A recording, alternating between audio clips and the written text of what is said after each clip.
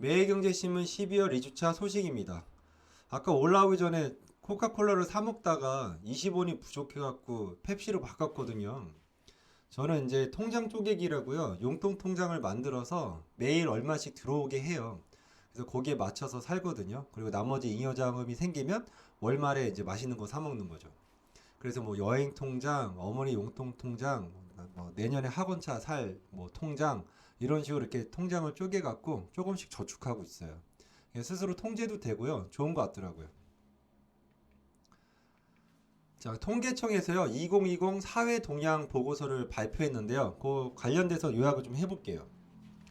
국민 중 절반이요. 임금 감소 또는 무급 휴가 상태이거나 일자리를 잃었다고 답변했어요. 그러니까 2명 중에 1명은 이렇게 된 거죠. 외환위기 때는 제조업과 건설업이 가장 큰 타격을 받았지만 코로나19 때는 도소매 음식 숙박, 교육 서비스 등 대면 서비스업이 가장 큰 영향을 받았습니다.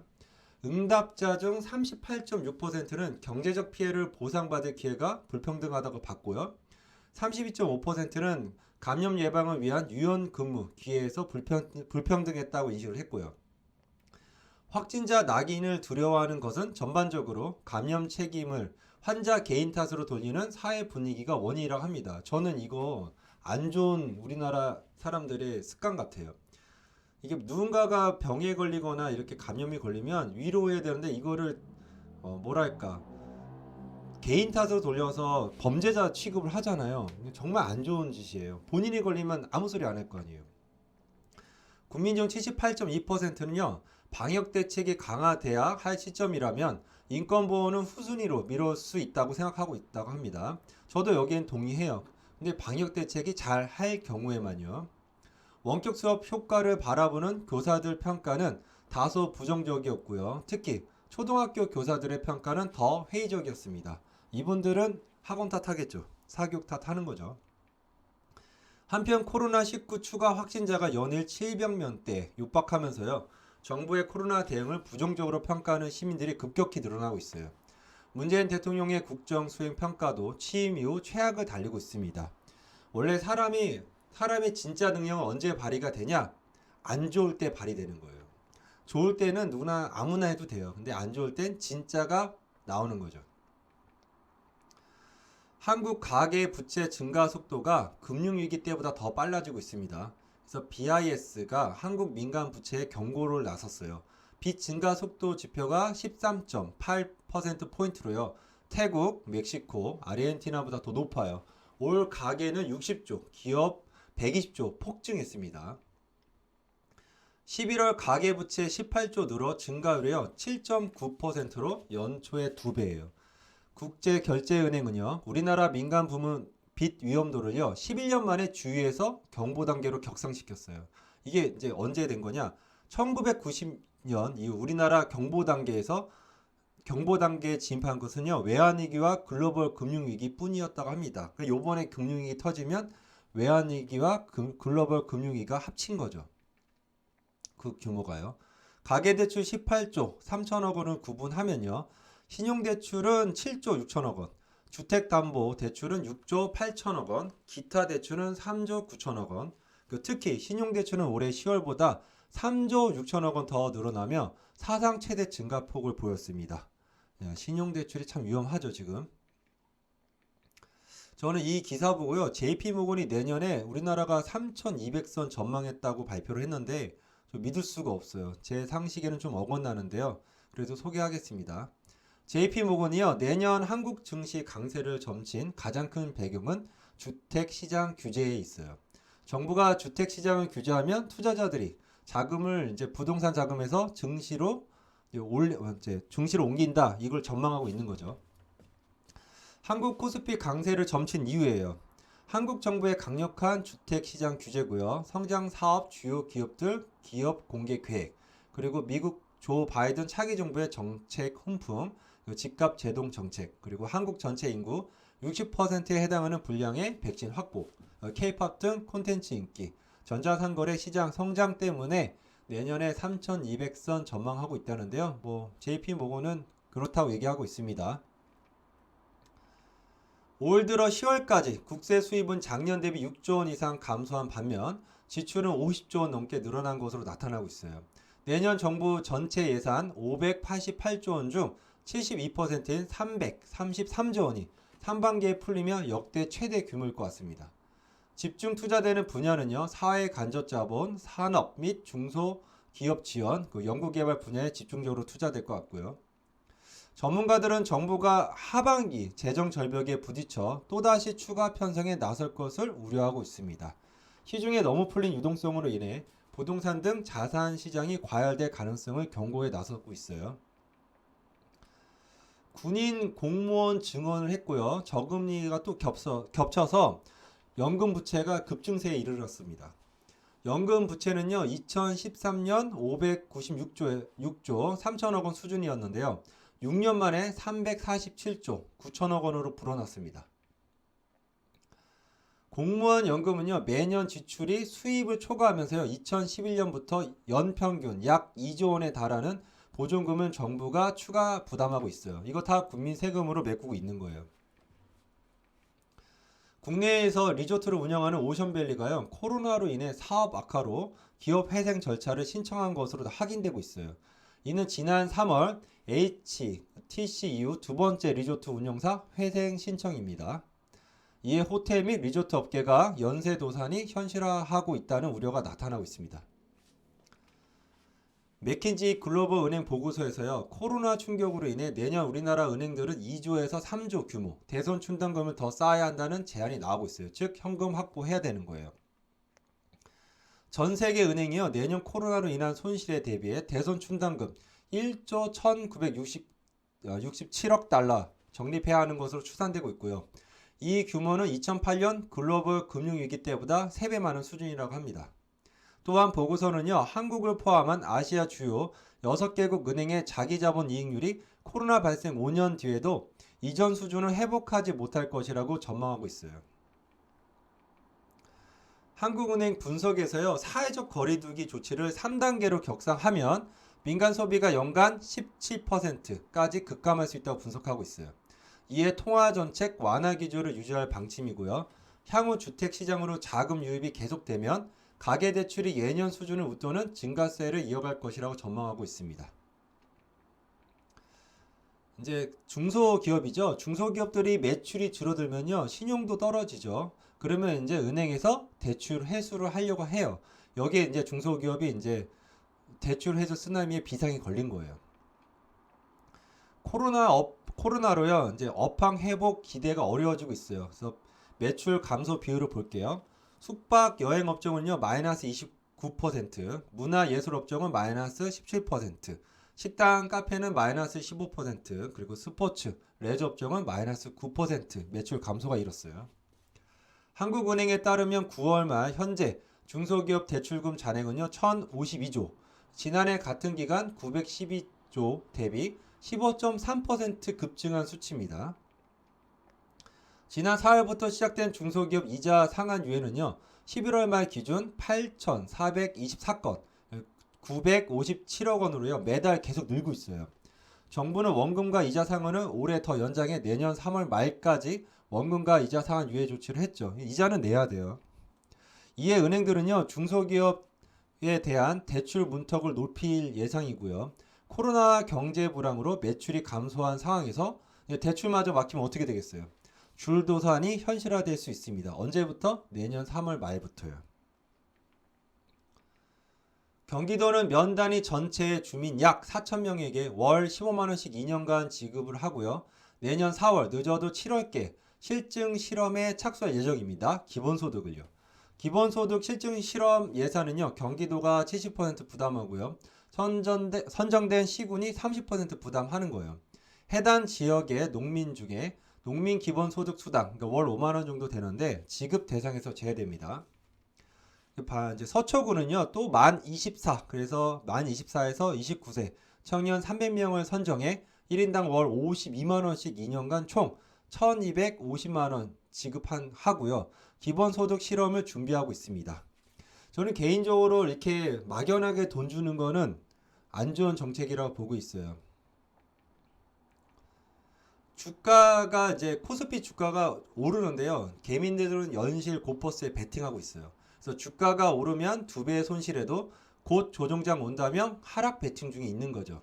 지난달 이후 주가 하락에 베팅하는 인버스 레버리지 ET이죠. 고퍼스에 8,300억 원 투자했어요.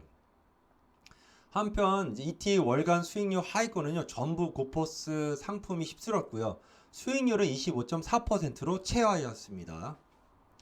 언젠가 닥칠 조정을 기대한 투자인데요. 시장 흐름과 다를 수 있어 투자에 주의가 필요합니다. 주식과 부동산에 빠진 20대가 많아지고 있어요. 올해 주식 계좌 개설 2배 늘고요. 공인중개사 응시자가 31%로 급증했습니다. 공인중개사 응시자 수는요. 작년 19,631명에서 1명보다 올해 25,722명으로 31% 급증했어요. 또한 20대 주식 계좌는요. 연초에 비해 186% 급증했고요. 지난 8월 말 기준 누적 증권 계좌는요. 총 7,133만 개. 한국 인구수보다 더 많아요. 7,134만 개로요. 작년보다 1,069만 개 증가했습니다. 이 중 20대 계좌는요. 246만 개예요. 20대가 근로소득보다 자본소득을 축적하려는 가장 큰 이유는 저금리 때문에 예금 및 적금을 통한 자산 증식은 더 이상 기대하기 어렵다고 이런 핑계를 대고 있어요. 제가 옛날에 20대 때 저도 자기계발 그리고 성공학 한 사람들 많이 쫓아다녔거든요. 책도 많이 보고요. 그래서 미국 그 SK 이영건 박사님이라고요. 그분이랑 친해지게 됐는데요. 개인적으로 이제 그분이랑 친해지면서 물어봤어요. 부자 되려면 어떻게 되냐. 그러니까 3가지 얘기하시더라고요. 자기 분야에 최선을 다해서 전문가가 되고요. 2번째, 저축해라. 그리고 3번째, 경제신문이나 경제 공부를 해서 세상의 흐름을 알아라. 그래야지 불황이 왔을 때 총알이 있어야지 총을 쏘지 않냐. 이렇게 얘기하더라고요. 그러니까 그 총알은 현금이겠죠. 그러니까 저도 20대한테 얘기해주고 싶어요. 자기 분야에 최선을 다해서 전문가가 되게끔 노력을 하고 그 다음에 열심히 저축하고 그냥 경제 공부하면서 우리나라는 7년에서 10년마다 불황이 오니까 그때 그 현금을 가지고 총을 쏘면 되죠. 그런 얘기 좀 남기고 싶네요. 증권사가 최대 수수료 덕분에 수익률이 엄청 올랐어요. 올해 2분기 1조 8,147억 원에 비해서도 이제 19.3% 증가한 거죠. 그래서 증권사 이익 증가는요. 주식거래 대금 급증에 따른 수탁 수수료 증가가 가장 큰 요인이었습니다. 너도 나도 중시하니까요. 증권사만 배부르는 거예요. 그래서 어딜 가나 중개하시는 분들만 돈을 벌어요. 탄소 배출 기업의 세금 폭탄이에요. 그리고 친환경 기업에는 기후기금 지원이고요. 정부가 이제 넷제로 관련 법안이 통과가 되면 당장 2021년부터 탄소 감축에 관한 예산 및 결산서를 작성해야 돼요. 거기에 이제 막대한 행정비용이 초래될 전망이고요. 자, 정부의 2050 탄소 중립 실현 추진 전략을 보면요. 에너지, 산업, 수송, 건물 이렇게 됐는데 이거 보니까 대부분 대기업이 맡아야 되는 거예요. 그리고 기금은 어떻게 마련하냐 보니까 제어 마련을 보니까 유사한 성격의 환경 개선 특별 기금 통합 그리고 경유세 인상, 탄소세 신설 등 추가 지원 마련이에요. 그러니까 경유세 인상하고요. 탄소세라는 또 다른 세금을 만들어서 걷겠다 이거죠. 그리고 이제 사업 추진은 누가 하냐? 대기업들이 하는 거죠. 윤석헌 금융감독원장이요. 코로나 시기에 선제적 기업 구조조정을 해야 한다는 말에 논란이 일어나고 있어요. 그러니까 즉 좀비 기업을 여기서 이쯤에서 구조조정해야 한다는 건데 저는 시기가 늦었다고 봅니다. 이거는. 그 전에 미리미리 했어야 되는데 놓쳤어요. 시기는요. 기업을 살리는 지원책이 절실한데 오히려 채권단이 적극 나서 한계 기업을 시장에서 퇴출해야 한다고 밝힌 거죠. 너무 늦게 밝혔어요. 현재 정부는 구조조정보다는 위기에 빠진 기업을 먼저 살리는 정책을 최우선으로 추진하고 있다며 지금 구조조정을 추진하면 경제가 더 악화될 것이라는 견해가 나오고 있습니다. 그러니까 뒷사람한테 맡기는 거죠. 밀어서. 앞으로 이제 은행들에서는요. 소송 대비하려고요. 참고서도 이제 상담 녹음을 할 것 같습니다. 내년 3월부터요. 그래서 내년 3월부터 금융소비자법 시행으로요. 은행 고객들은 시중은행 창구에서요. 대출 상담을 하거나 펀드에 가입할 때 은행 직원에게 상담 녹음 안내를 받을 수 있어요. 금융소비자보호법 주요 내용인데요. 이게 누구한테 유리하냐면 소비자한테 유리하게 했어요. 그러니까 이제 금융사가 이런 조치를 하는 거예요. 내용을 보면 소비자가 설명 의무 위반, 손배 청구 시 금융사에게 과실 입증 책임이 있고요. 금융사 판매 원칙 위반 시 수입 50%까지 징벌적 과징금 부과하고요. 소비자가 기간 내 상품 계약 철회하면 금전, 재화를 반환시켜야 되고요. 소비자 신청, 소액 분쟁은 조정 때까지 금융사가 제소 못하게 돼 있어요. 지금 여당이 감사위원 분리선출과 3% 룰을 일부 완화하기로 했습니다. 그래서 즉 최대 주주와 특수관계인 합산 의결권 제한을 4년 이상인 감사위원 선출에만 적용하겠다는 건데 이거는 핵심을 벗어난 내용이에요.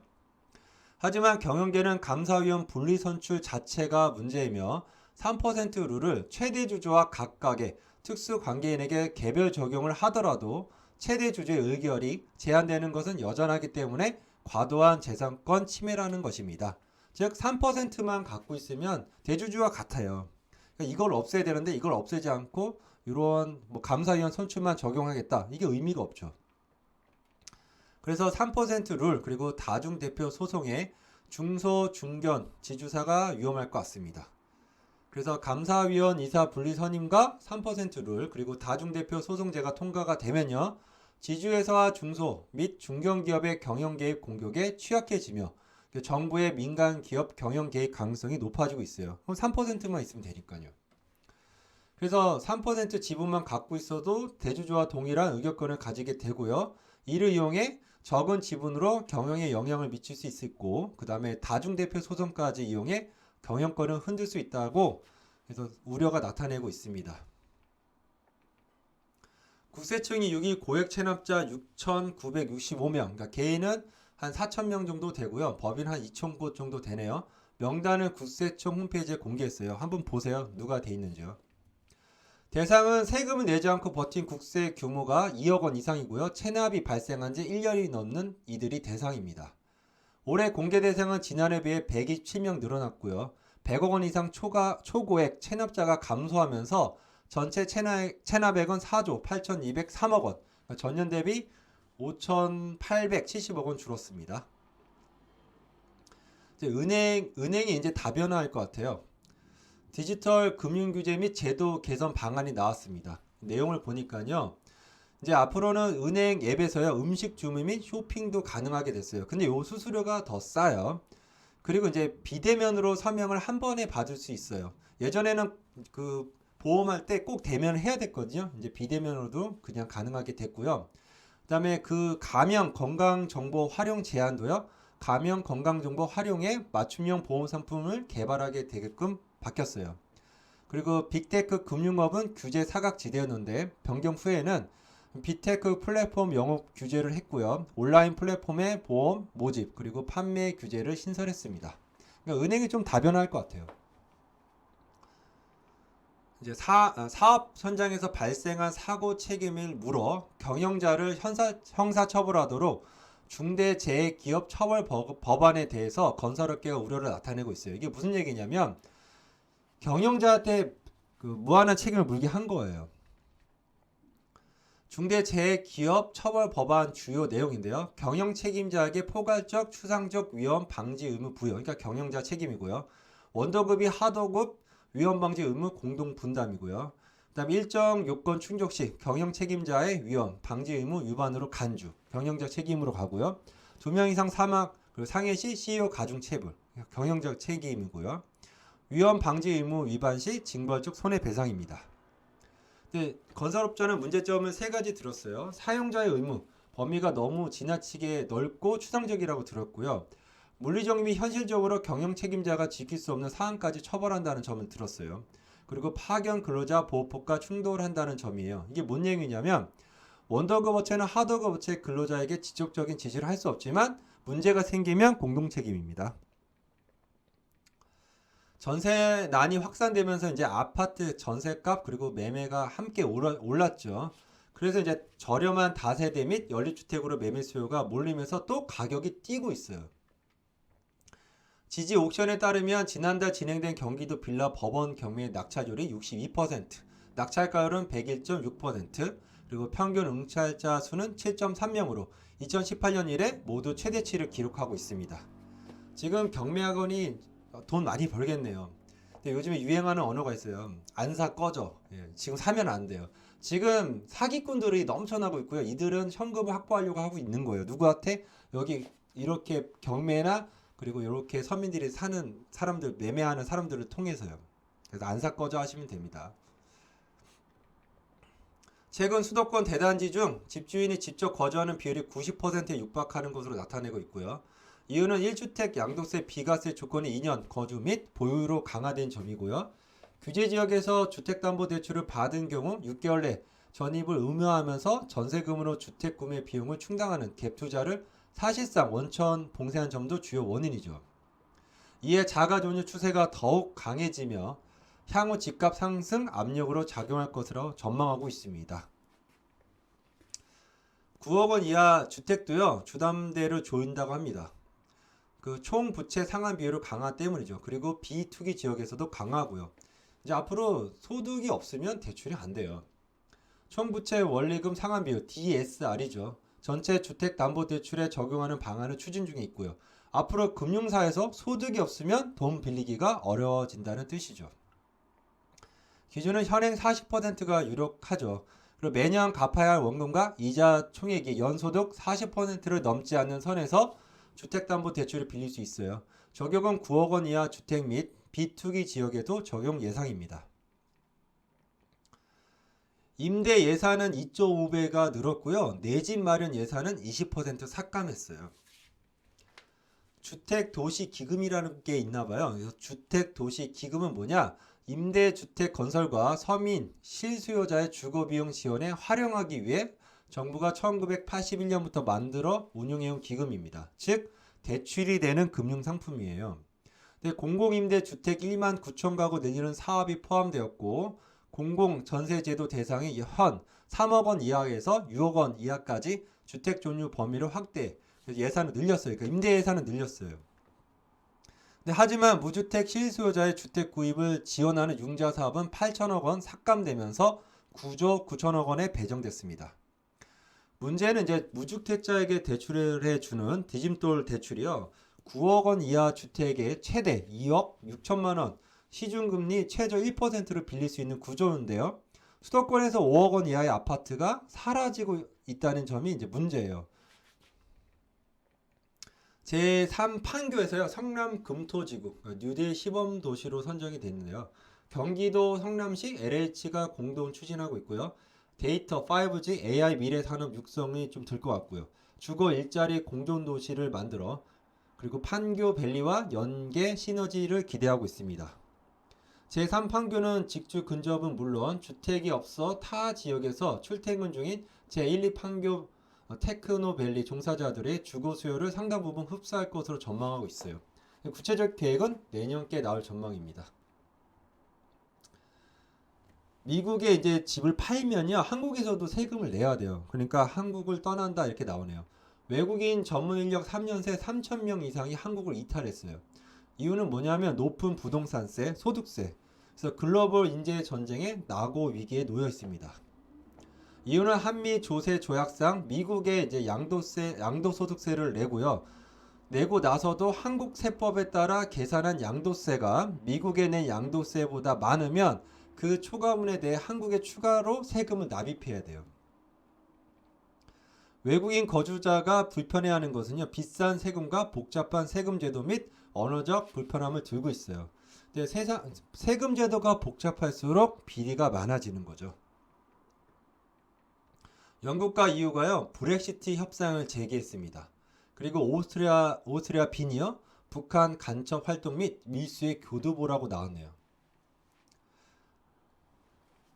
아르헨티나가 코로나 대응 예산을 마련하기 위해요, 부유층 중 자산가 27억 넘는 1만 2천 명 대상으로 세금을 부과해 재원을 마련하기로 했습니다. 부자세네요.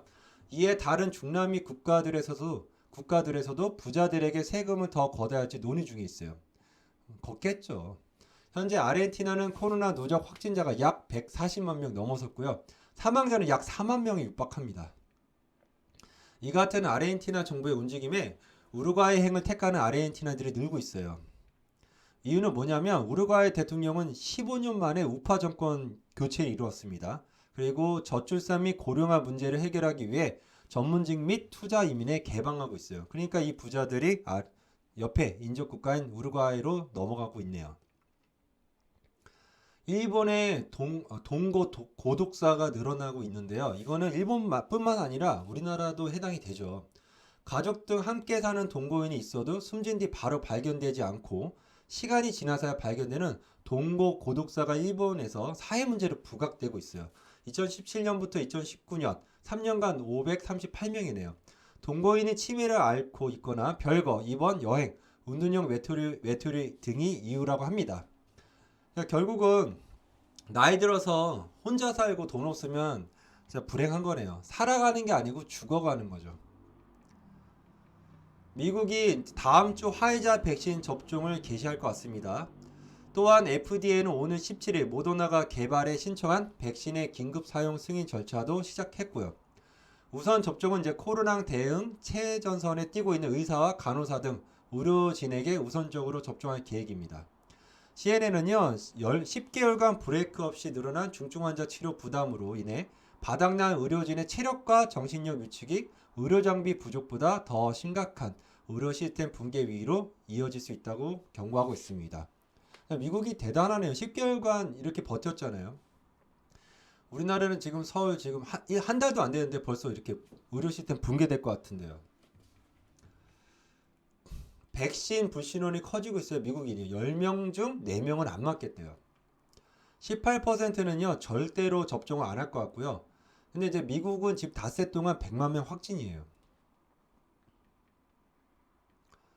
미국 의회가요 중국 업체 5세대 기술을 사용하는 국가의 군사 장비나 병력 파견 시 미 국방부가 안보 리스크를 감안해야 한다는 법안을 추진 중에 있습니다. 법안이 통과되면요 화해 장비를 쓰는 한국은 직접적인 영향을 받게 돼요. 현재 LG U+가 기지국 등 화해 5G 장비를 사용하고 있죠. 근데 LG U+ 측은요 군사시설에서 관련 장비를 모두 철수시켰고요. 미국 지역은 유럽 장비를 사용하고 있으며 모든 장비에 대한 보안 검증을 받았다는 설명을 하고 있어요. 미 연방검찰이요 페이스북에 반독점 소송을 걸었네요. 인스타, 왓츠앱 인수 당시 페북과 분리경영 약속을 어겼다는 이유죠. 그동안 미국 정부는요 구글은 법무부가 맡고요 페이스북은 연방거래위가 맡아 법률 검토를 진행하고 있었어요. 지난 10월 20일 법무부와 연방검찰이요 구글을 상대로 반독점 소송을 제기했습니다. 스웨덴이 집단 면역이죠. 이거를 포기했네요. 코로나 관련 사망자가 100만 명당 700명에 달하고요. 병실 부족 사태가 발생한 스웨덴이요. 유럽 국가들과 같은 방역 체계를 선택했습니다. 스웨덴은요. 오후 10시 이후 주류 판매가 금지고요. 연말까지 고등학교 수업은 원격 학습 전환이에요. 이게 2차 세계대전 이후 처음인데요. 덴마크, 핀란드, 노르웨이 등 EU 국가와 국경이 폐쇄됐습니다. 언제부터요? 2차 세계대전 이후 처음이에요. 이게. 예전에 제가 그 생도 때 저는 군사사학과를 나왔거든요. 그때 중국 관련된 교수님이 그런 얘기 했었어요. 중국이 클 수 없다. 이유는 뭐냐? 공산당이기 때문에. 저희 거기 동감하고 있어요. 중국은 최근 V자형 반등 곡선을 그렸지만 부채에 빠진 기업들과 금융권이 늘면서 연쇄적 타격을 받고 있어요. 이들은 다 속일 수 있잖아요. 독재니까. 공산당이 뭐 비리가 많죠. 최근 굴지 국유 기업들이 잇따라 채무 불이행을 선언했고요. 일부 대형 민영 기업들도 유동성 위기 우려가 커지고 있습니다. 지방상업은행인 바오상은행은요. 약 34조 5,800억 원 규모의 부채 압박을 못 이기고요. 지난달 23일 파산 신청했어요. 이는 중국 역사상 네 번째 은행 파산이래요. 또한 지방정부 부채는요. 중앙이 가늠하기 어려울 정도로 불어났습니다. 수치 파악이 안 되는 거예요. 지금 어느 정도 돼 있는지. 올해 1월부터 11월 중국 회사채 디폴트 규모는요. 약 23조, 연말까지 지난해 약 25조 규모로 넘어설 것으로 예상되고 있습니다. 더 되지 않을까요? 이건 드러난 숫자고 드러나지 않는 숫자가 더 클 것 같습니다. 중국이 해외 개발도상국에 대출해준 금액이요, 지난해 급격히 줄어든 것으로 확인됐어요. 지난 10년간 추진해온 1대1로 정책의 변화가 생긴 게 아니냐는 추측이죠. 중국은 해외 대출이 2016년 약 82조 규모에서요, 지난해 약 4조 규모로 급감했습니다. 1대1로 정책은요, 저소득 개발도상국에 부채를 떠안기고 정치 경제적 영향력을 행사하려 한다는 비판을 받고 있는 상태예요. 그러니까 저소득 개발도상국에 돈을 빌려줬는데 이거 다 띄인 것 같아요. 군 장성들 체력이 해가 갈수록 약화되고 있습니다. 지난해 육해 공군 장성 366명 중 체력 급수에서 특급을 받은 비율은 49%, 그러니까 181명이에요. 이 정도도 많이 받은 건데. 체력 불합격자는 3명입니다. 간부들 체력이 수준 이하인 이유는요, 업무 과중으로 체력 단련 시간을 제대로 보장받지 못했기 때문이란 분석인데, 요즘 훈련도 안 하는데 무슨 업무 부담이죠? 저도 군대에서 저는 참모를 인사장교했고요, 정보과장을 했어요. 그리고 말년에 재수 없어서 정보랑 작전과장 같이 했는데 쓸데없는 행정 업무가 너무 많아요. 이게 훈련을 안 하니까 그런 것 같아요. 그래서 그러니까 일 못하는 데는 쓸데없는 행정 업무가 너무 많더라고요. 간결해야 되는데 너무 복잡한 걸 많이 만들어서 하는 척 하는 거죠. 이런 거 다 없애야 되는데 참. 그리고 일 끝나고 운동하려면요, 눈치 줘요. 저는 눈치 받으면서도 운동했어요. 정부가 수도권 신규 주택 공급지로 선정한 서울 용산구 캠프 등 전국 미군기지 12곳이 각 지방자치단체에 반환됩니다. 그래서 기지 12곳 반환되는 데 드는 오염 정화 비용은요, 우리 정부가 우선 충당하고요, 추후 협의를 지속하기로 했습니다. 이게 생애 주기 노동 소득 분석을 해봤는데요. 그러니까 이 28살, 28세까지는 적자고요. 28세에서 45세, 45세까지는 이제 소득 정점을 찍고요. 45세부터 쭉 내려가다가 59세부터는 마이너스 인생이에요. 미술품이 경매로 지금 연말 대박 예감이 있습니다. 그러니까 르네상스 시대 때, 중세 르네상스 시대 때가 어떤 시대예요? 지금 서민들이 가장 살기 힘든 시대 때잖아요. 부자들이 넘치고. 그러니까 미술품 경매가 이렇게 뜬다는 거는, 그러니까 소득이 많이 벌어졌다는 얘기죠. 그리고 서민들은 하루 살기 힘든데 돈 있는 사람들은 이렇게 거래하고 있는 거고요. 미술품 경매사 K옥션은요, 올해 마지막 경매에서 낙찰률 72.7%, 낙찰 총액은 83억 3,190만원 기록하며 최대 실적 올렸습니다. 크리스티 홍콩 경매도 낙찰률 97%, 낙찰 총액 약 2천억원 기록하면서 사상 최고 경매 실적을 갱신했죠. 불황의 안전자산 인식과 부동산 규제로 갈 곳을 잃은 유동자금이 미술시장으로 쏠렸어요. 누구의 유동자금이요? 우리의 기득권과 부자들의 유동자금이죠. 또한 거래수와 상관없이 미술품 양도 차액을 기타 소득 20%로 바꿨죠. 분류하는 소득세법 개정안도 청신호입니다. 내년 7월부터요, 실손의료보험에 가입하면 병원을 자주 찾을수록 상대적으로 많은 보험을 내야 돼요. 현재 실손보험 가입자는 약 3,800만 명에 달하고요. 병원을 자주 찾는 상위 10%가 전체 보험금의 56.8%를 타갈 정도로 쏠림 현상이 심해요. 저 같은 경우는 보험금만 내고 있어요. 하도 튼튼해서 병원을 가지 않아요. 보험료 할증을 통해 과도한 의료 쇼핑을 막겠다는 취지입니다. 이건 좋은 취지예요. 보험료는요, 갱신 전 1년간 비급여 지급 보험금의 기준으로 결정돼요. 그러니까 가입자를 5단계로 나눈 건데, 비급여 보험금이 없으니까 올해 제가 이제 한 번도 병원 안 갔어요? 그러면 5% 할인이에요. 그리고 100만 원 정도 이제 보험금을 썼으면 이제 2등급 유지인데, 100만 원에서 150만 원 이제 보험료 썼다. 그럼 100% 할증. 그래서 뭐 300만 원 이상 쓰면은 이제 300% 할증이 됩니다. 병원 많이 갈수록 보험료 많이 내는 거예요. 중대본에 따르면요, 즉시 사용 가능한 중환자 병상은요 7.9%인 43개 뿐이고요. 수도권의 경우는 12개 남았다고 합니다. 이에 서울은요, 신규 확진자 중 상당수가 배정 대기 상태에 처하자 결국 임시로 컨테이너 병상까지 만들기로 했습니다. 컨테이너 병상은 10일, 서울의원 48개 병상을 시작으로요, 다음 주까지 서울의료원 분원 60병상, 서북병원 42개 병상 총 150개가 설치될 예정이에요. 그리고 이제 다음날 기사 내용 보니까 서울 남은 병상이 이제 딱 3개라고 합니다. 그 전에 12개라고 했죠. 그 전날엔. 그래서 중증형 병상은 소진됐고요.